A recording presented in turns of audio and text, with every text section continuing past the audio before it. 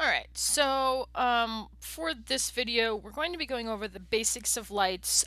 If you want the file that I'm going to be using just to have stuff to light, I'm using this one that says Room Lights Test. For those of you who are in class, it's no longer broken, the one that's up there. So we've just got a basic room set up, and that way we can just see how these things interact with lights. So all of the lights are under create, or all the main lights anyways, are under create, lights, and then these things. We're going to start with a spotlight just to go over some of the different properties, and then we're going to go over what these different types of lights are. So I create a spotlight and it goes to the center of the grid, which means I got to grab my move tool, move it up, and it does nothing yet. And that's because I'm not showing any lights in here. So I have to go to lighting and say use all lights. Haha. Alright, so instead of using the general viewport lighting, it's now actually going to pay attention to these lights. And I chose the spotlight just because we can kind of see it most definitively of what it's doing. So all of the lights have all the same transform nodes as everything else we've been going into. Whoops. There we go. So translate, rotate, scale, and visibility, although the visibility only refers to being able to see the thing. This little green outline will never render. That's just, there for us to be able to know where the light is. But not everything is affected by translate or rotate or scale. So for example, translating this affects the lighting. Rotating this affects the lighting. But if I scale it, all it does is make the icon look bigger. It doesn't actually affect the light in any way. That will change for every single light. The rules of what counts and what moves and what changes things changes with every single light. So that's how the transform nodes work, or transform properties work. If we go to our attribute editor, we can see that the transform tab is right here, but there's also a shape node. Unlike the geometry, there's actually stuff to look at here. Now we're going to ignore everything below this decay rate box. We're just going to handle the other stuff. And, let me get rid of this one. Oh, no, it won't go away. Okay. There we go. So the first thing I want to point out is the color. Now the color for every light defaults to white. And just like with any properties, we can double click. Whoops. There we go. And you can change the color of it if you bring the saturation up a little bit. So you can make it, there it's getting a little red, yellow, green, blue, purple, right? So I can make this a little bit, incandescent-y. There you are. And the lights don't need to be, super tinted, although that can be kind of cool, depending on what you're trying to go for. It can just be a little bit of a tint. Now, when it comes to this color picker, and saturation goes from left to right, and the hue is in this wheel around the outside, there's a lightness darkness factor. Now, this affects the intensity as well. The intensity is how bright a light is, but this will also affect how bright the light is. So my recommendation is to always keep this down here at the bottom and not change the light, the lightness through here until you've got a much better handle on the lights, because having two different things, we are going to have a third thing affected, so we don't want to add to that pile-on. So I hit done because I'm done changing the color, and then I can go over to intensity, and like I said, this makes it brighter. Whoa. Makes it darker. And if you needed to go up brighter than this, you could just type in a higher number. This slider will rescale. Right now, this is a bit much. There are 3 buttons on most of the lights. If not, it's only the one. Illuminates by default is whether or not the light is going to work by default. There are other settings deeper in here that you can basically tie lights to only certain objects. And that has a purpose, but we're not there yet. So if you needed to light up this, or maybe this back corner of the wall, but not the stuff in the room, you could tie it directly to the geometry that is the wall without tying it to the rest of the things. But again, we're not there yet. These other two ones right here, emit diffuse and emit specular. Emit specular is more obvious, so I click that off. See how all the specular highlights vanish?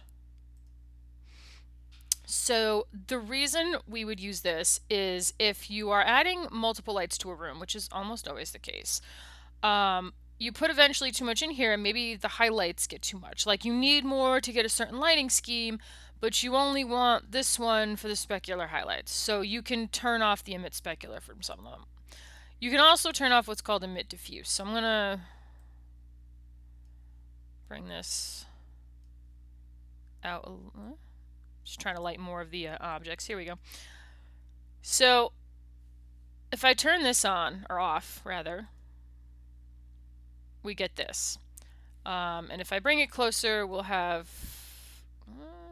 it's not really hitting anything. You can see it's only lighting kind of direct things it hits directly, whereas this acts more like a real light, which is hitting things it hits, lighting things it hits even if not directly. There's not a lot of times I've turned this off ever, but it is there. Basically, any kind of diffusion is when light scatters. So if there was haze or smoke in the room, the light would scatter, it'd be diffuse. This is a relatively non-diffuse light. You can see the sharp shadows and everything.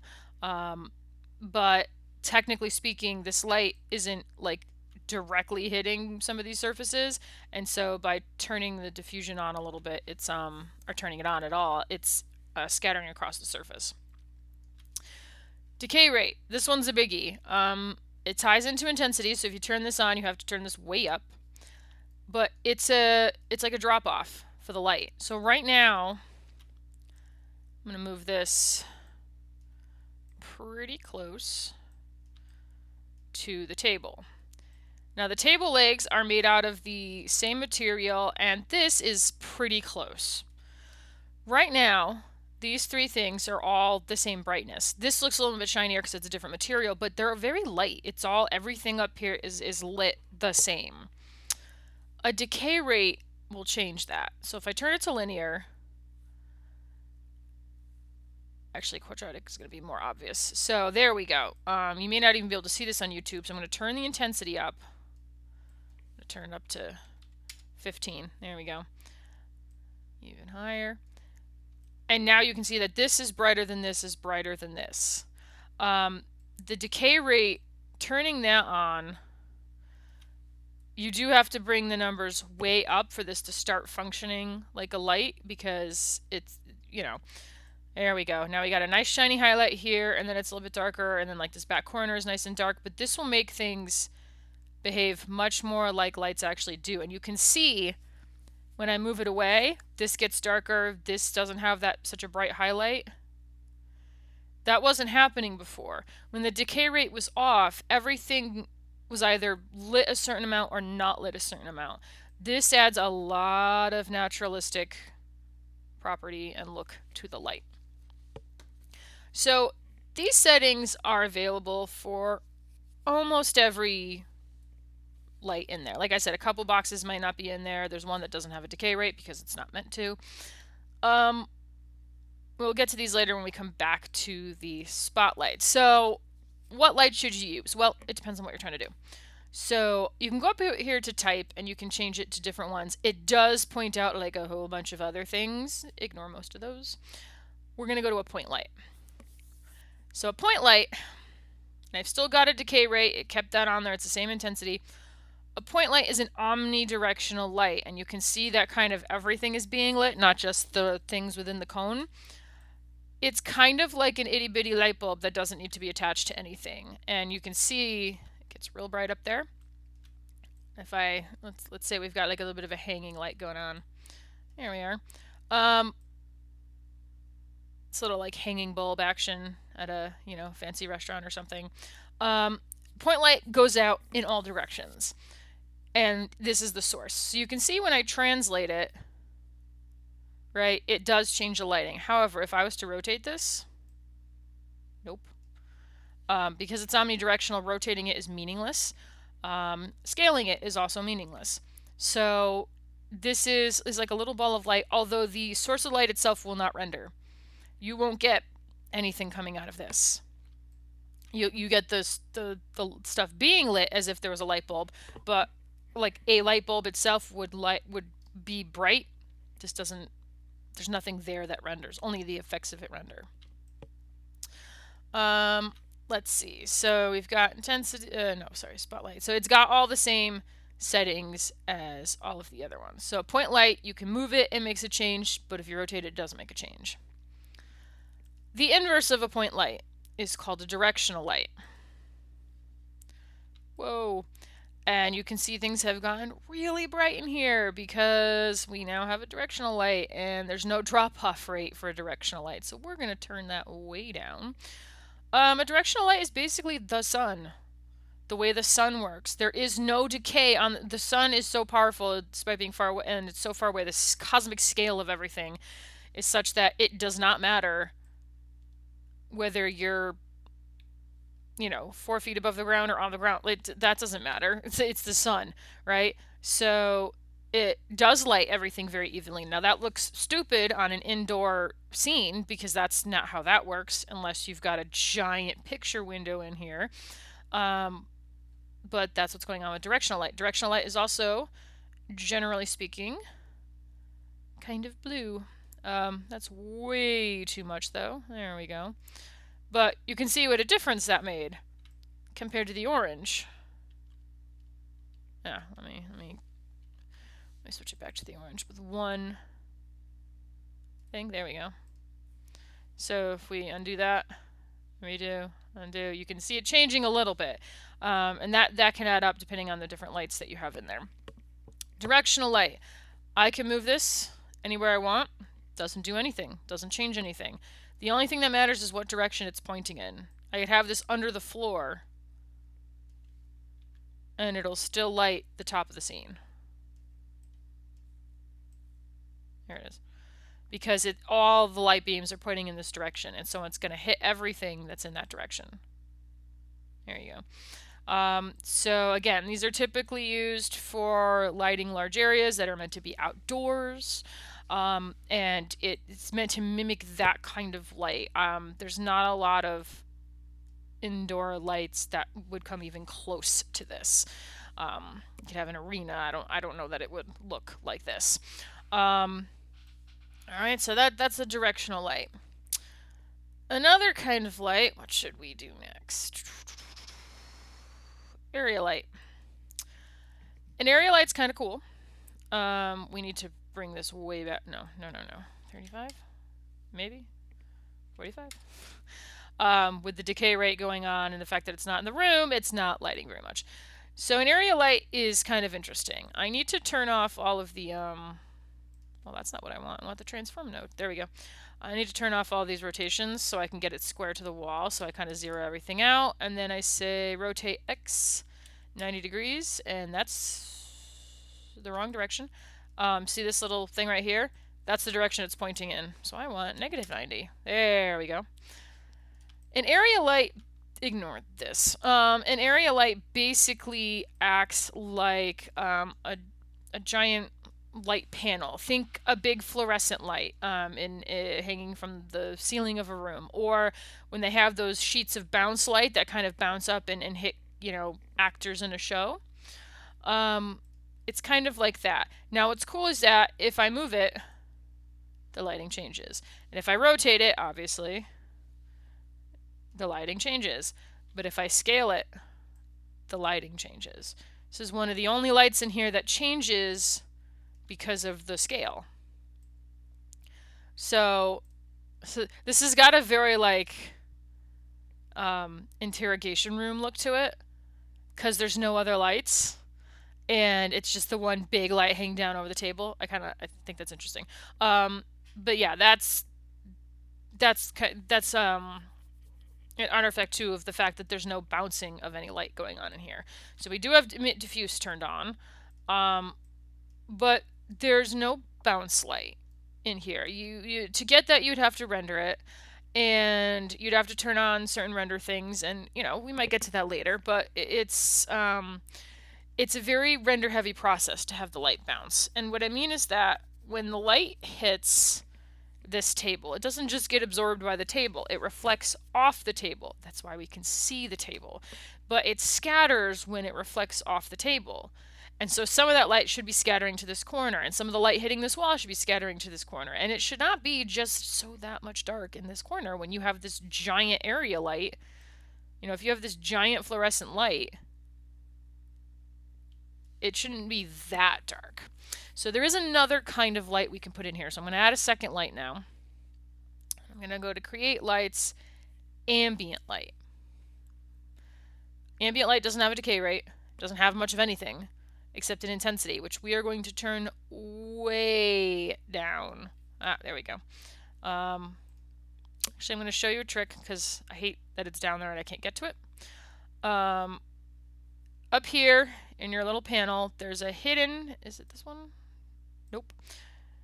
One of these little hidden thingamajigs, there it is. So you have a bunch of stuff about saving. These are little hotkeys for saving. And then you have a couple of things about whether you should be selecting things in component mode or object type. So you can like click and hold here, like if you click that, and you can select what kind of component to go in there. So you can do line components, face components, hull components. I don't really use that very much, but we have it on object mode right now, and you can see there's a different bunch of things that we can select, and they're all currently turned on, meaning I can select joints, I could select curves, we used those to revolve stuff earlier, I can select geometry or surface objects, which is basically any geometry.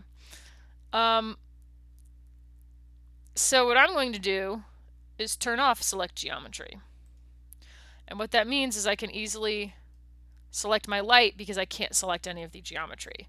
It's all still there, it's all still editable. I can turn this back on and then get back to my geometry, but I don't want to select my geometry right now because I'm lighting stuff. I don't want to move things, and this just makes my life a little bit easier.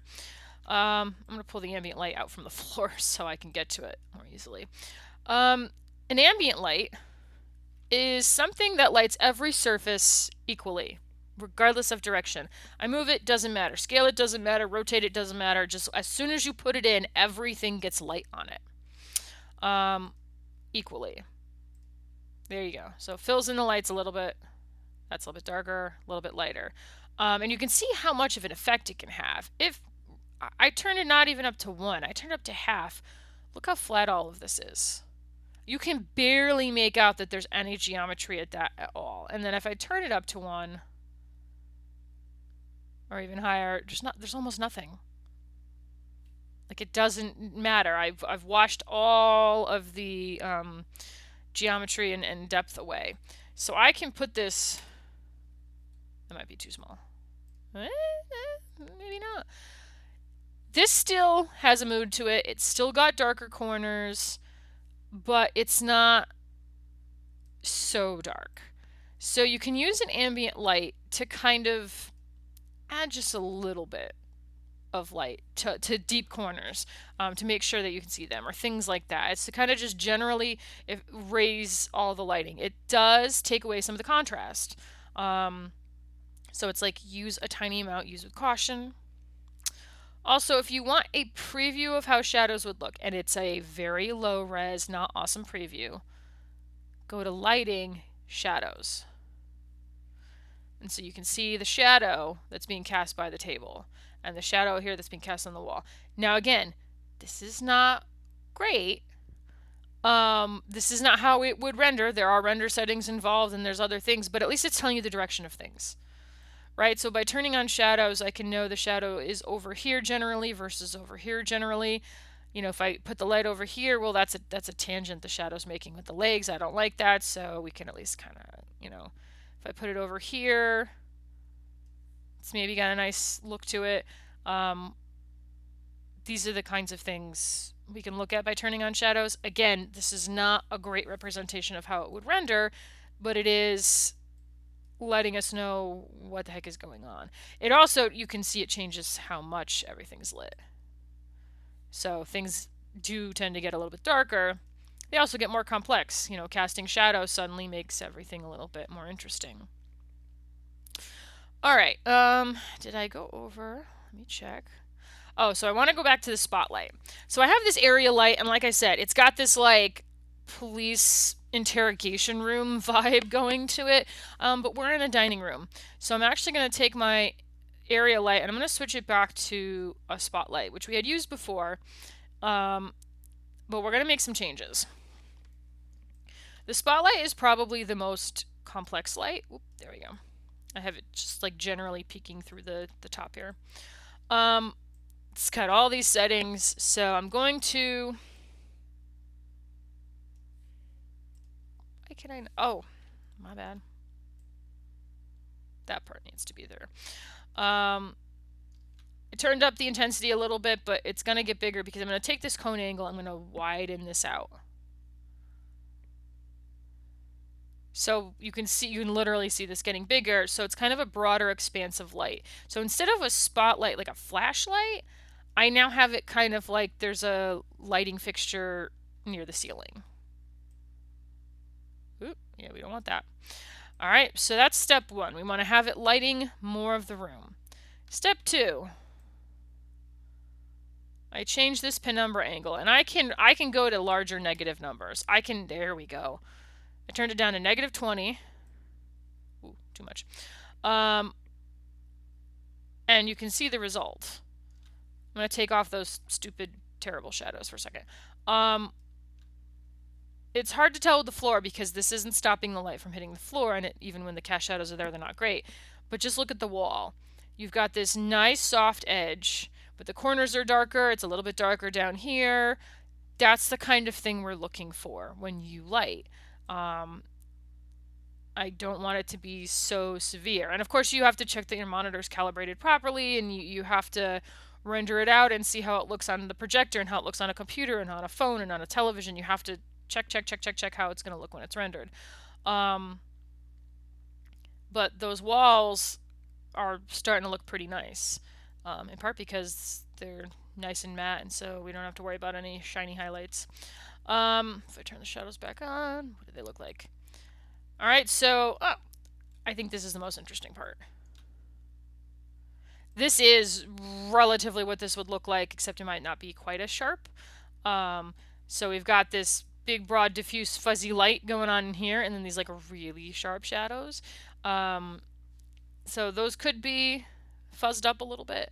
There are settings. I also love being able to see the dresser through the table.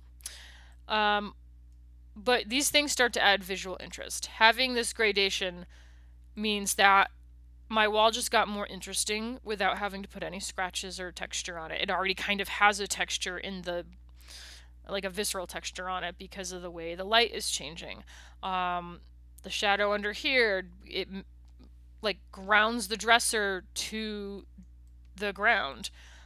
Same with the vase a little bit. Like these highlights make the vase a little bit more interesting. You can there's a lot you can do with these lights. Look at all that. Because this is like such an interesting shape. There's so much going on. And now you've got, it's a low resolution shadow, but you've got this is casting excuse me, a shadow onto here. And then this is casting a shadow onto the ground. So lots of interesting things that can happen as soon as you start adding lights. So those are the basic kinds of lights. Yes, I know there are others. Can we please stick with those 5 for now? Get a good handle on them before you start branching out, right? Like, yes, it's a lot of fun to play with shadows and, lighting effects and things like that. So I can make the shadow color a little bit less dark. But, ooh, no, that's not what I wanted. We want to learn the basics first before we start going nuts with light fog and things like that, right? You should be able to get a decent lighting scenario going with just the basics, and we're going to be talking about that in the next video.